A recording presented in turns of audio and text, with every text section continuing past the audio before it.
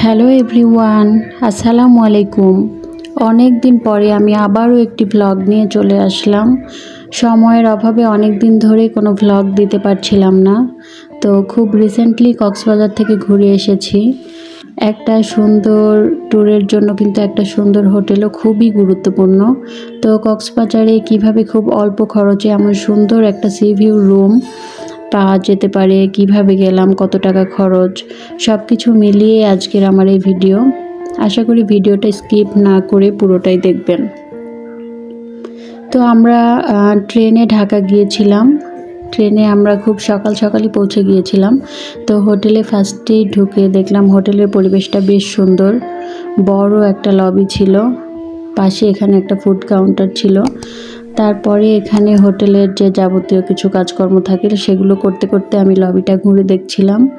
লবিটা বেশ বড় ছিল এবং এখানে আমাদের মতো আরও অনেকেই অপেক্ষা করছিল। রুমটা রেডি হতে হতে বেশ অনেকটাই সময় লেগেছিল। আমরা ততক্ষণে এখানে আমাদেরকে একটা ওয়েলকাম ড্রিঙ্কস দেওয়া হয়েছিল, সেটা খাচ্ছিলাম। আর কিছুক্ষণ পরে যখন রুমটা রেডি হলো তারপরেই তো রুমে চলে আসলাম। রুমটা বেশ বড় ছিল মাশাআল্লাহ। রুমে একটা বেড, পাশে একটা সাইড টেবিল, একটা বড় মিরর, আলমিরা, এরপর পাশে একটা মিনি ফ্রিজ ছিল, তারপর একটা টি টেবিল, দুইটা চেয়ার, এছাড়াও আরও অনেক কিছুই ছিল। তো রুমের ভিউটা দেখুন এখান থেকে, ভীষণ সুন্দর। এত সুন্দর ভিউ ছিল রুমটার। রুমের ব্যালকনি থেকেই ভিউটা এরকম দেখাচ্ছিল। তাছাড়া বেডে শুয়ে শুয়েও কিন্তু এভাবেই সি দেখা যাচ্ছিল। এটা একটা 4 স্টার মানের হোটেল, সে অনুযায়ী কিন্তু এটা অনেক ভালো সার্ভিস দিয়েছে। এছাড়াও এখানকার ভিউটা আমার কাছে সবচেয়ে ভালো লেগেছে। আমরা ছিলাম 11 তলায় প্রিমিয়াম কাপলে। তো আমরা যেহেতু উইকেন্ডে যাইনি, সো আমাদের রুম ভাড়াটা 5,500 পড়েছিল। কিন্তু উইকেন্ডে যদি যাওয়া হয়, ফ্রাইডে বা স্যাটারডে, সেই দিনগুলোতে ভাড়া ছিল 6,000। এটা যেহেতু অফ সিজন, সো একটু কম ভাড়াতেই আমরা পেয়েছিলাম।